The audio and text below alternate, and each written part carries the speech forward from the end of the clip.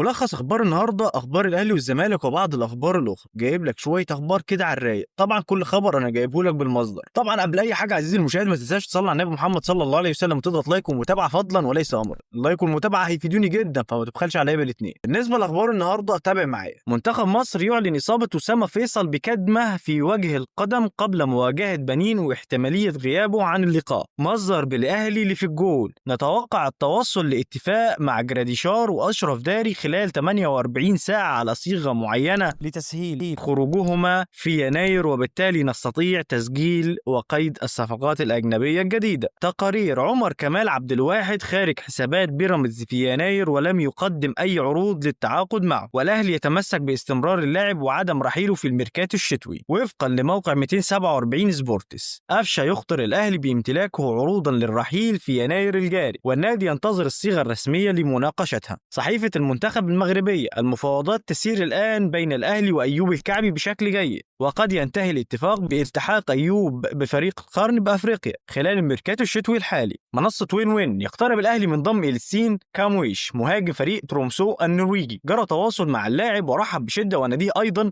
وطلب ناديه 2 مليون دولار، تم تخفيضها لاحقا إلى 1.5 مليون دولار. الأهلي طلب تقسيط المبلغ على 3 أقساط، وفي حال الوصول لاتفاق نهائي ستوجه أسامة هلال إلى النرويج لإنهاء الصفقة بشكل رسمي. مصدر داخل النادي الأهلي لموقع 247 سبورتس: طلبات أحمد عبد القادر مبالغ فيها وبعيدة للغاية عن الرقم الذي عرضه النادي، والأقرب رحيله عن الفريق سواء في يناير أو مع نهاية الموسم. تقارير: المغربي محمود بن تايج وضع شروطه للعودة إلى صفوف الزمالك، أبرزها الحصول على 225 ألف دولار قيمة مستحقاته المتأخرة مع ضمانات بصرف مستحقاته مستقبلا في مواعيدها، كما طالب بسداد عمولة وكيله المتأخرة منذ إتمام الصفقة. تقارير: الزمالك يدرس قطع إعارة مصطفى الزناري من البنك الأهلي تحسبا لبيع حسام عبد المجيد. مصدر داخل بيراميدز في تصريحات خاصة لموقع 247 سبورتس: تقدمنا بعرض رسمي للنادي الزمالك عن طريق الإدارة الرياضية الممثلة في جون إدوارد للتعاقد مع ناصر ماهر، وحصلنا على موافقة اللاعب. تقارير داخل الزمالك لن يبيع ناصر ماهر بأقل من 50 مليون جنيه في ميركاتو الشتاء. تقارير: حسام عبد المجيد مستمر مع الزمالك